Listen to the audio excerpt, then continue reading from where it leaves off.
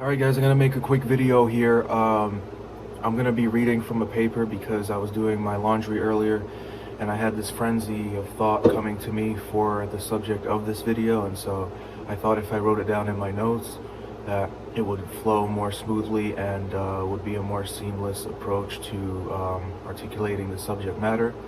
And then I just printed out a copy of it. And I'm going to make a disclaimer here that my thoughts that I'm going to be reading are not exhaustive. They're not by any means complete or meant to be, you know, the end all be all in terms of me expressing every single,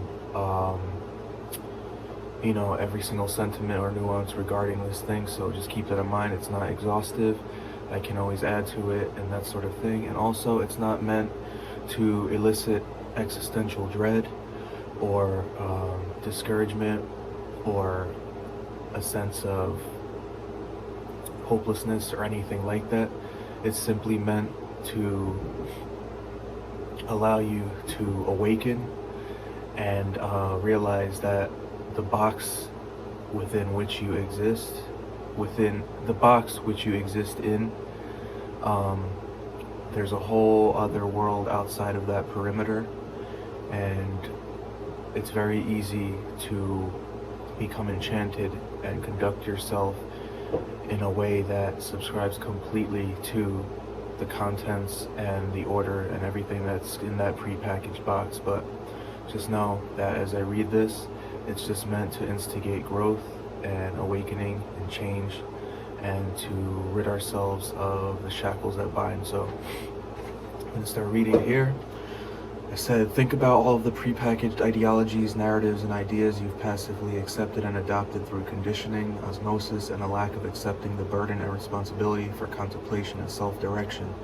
It's much easier to adopt than it is to create, so the laziness, ignorance, and complacency of the lower self is indulged as you align yourself with whatever those who curate reality spoon-feed to you.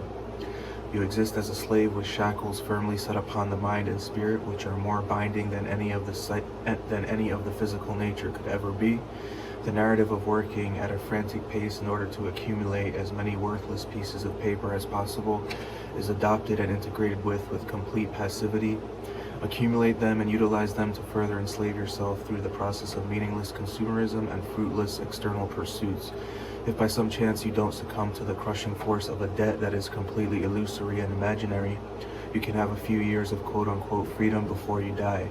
Even if you amass tremendous physical wealth in this life, you have still devoted your divine consciousness to an inferior pursuit at best and a highly depraved and destructive one at worst. By the way, every interaction with the societies and that which comprises them, in which we exist, is saturated with subliminal messaging designed to reinforce the narrative which professes that this is the only reality worth pursuing, as it is light years removed from the realm of the primitive. All that we ever needed was free to us. As a result of some misguided grasping for progress and sophistication, or a concerted effort of the most insidious nature to enslave the masses, a middleman was created, currency, to engage with in order to get what was already given. Perhaps a more contemporary example. In general, we know not of the intricacies and nuances that dictate the price we pay for gas, or the price of gas. We just pay whatever figure the sign projects. Sure, some hazy and vague explanation of the nature of economics, supply and demand, inflation, etc. is given as a means of providing the masses with something tangible, quote-unquote tangible, they can sink their teeth into, but it's important to note that these phenomena are all the arbitrary creations of those who manipulate the rules of the game they preside over.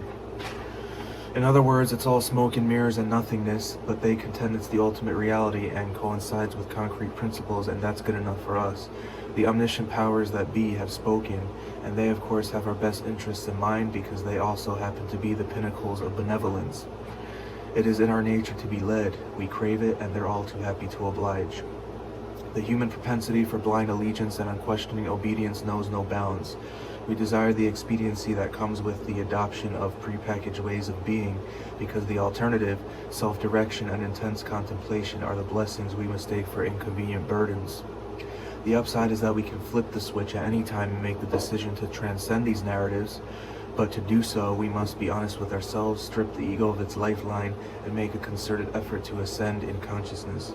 This takes courage, humility, discipline, grace, and an honest seeking of the information necessary for deprogramming. Strive to think about and honestly appraise the things you passively integrate with. Understand that what you've always taken to be unequivocally reality is but an opinion attached to an agenda. Take your head out of the sand and never underestimate the unequaled power of faith and agency. So, again, this is the stream of thought of consciousness that came to me as I was sitting in my car trying to wait for an idea to come for a video. And as I said, it's not meant to be doom and gloom. It's not meant to inspire discouragement, existential dread, any of these things. It's simply meant to align you with the idea and the truth that all is opinion, all you perceive to be, all you've integrated yourself with through many different means of conditioning, through whatever forces bearing down upon you have instigated the integration with these things. That's not the end all be all.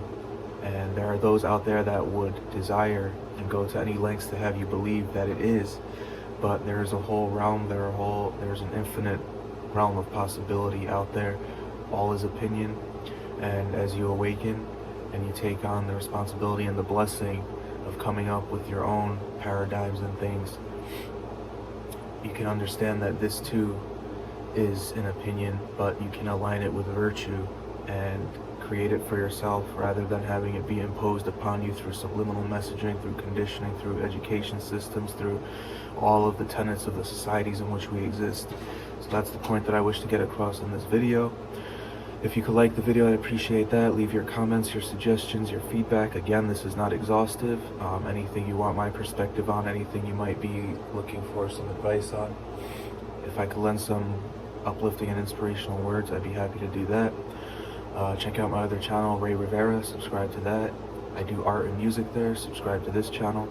And know that the name of this channel is what it is because the idea came to me that the suffering and trials and tribulations that you go through, it's never about you. We can align ourselves with a spirit of discouragement and anger and resentment and all of these things as we perceive and fuel the ego, which perceives that itself to be the sole focus of the suffering, but we are to extract only the highest of vibration from it, the ultimate blessing that it is, and know that it's to allow you to facilitate God's ultimate purpose for you and to manifest your ultimate self so that you could profoundly and positively impact the collective and all that you encounter, everybody that you encounter, to uplift them as you uplift yourself and this sort of thing. So keep that in mind as well, and thanks for watching.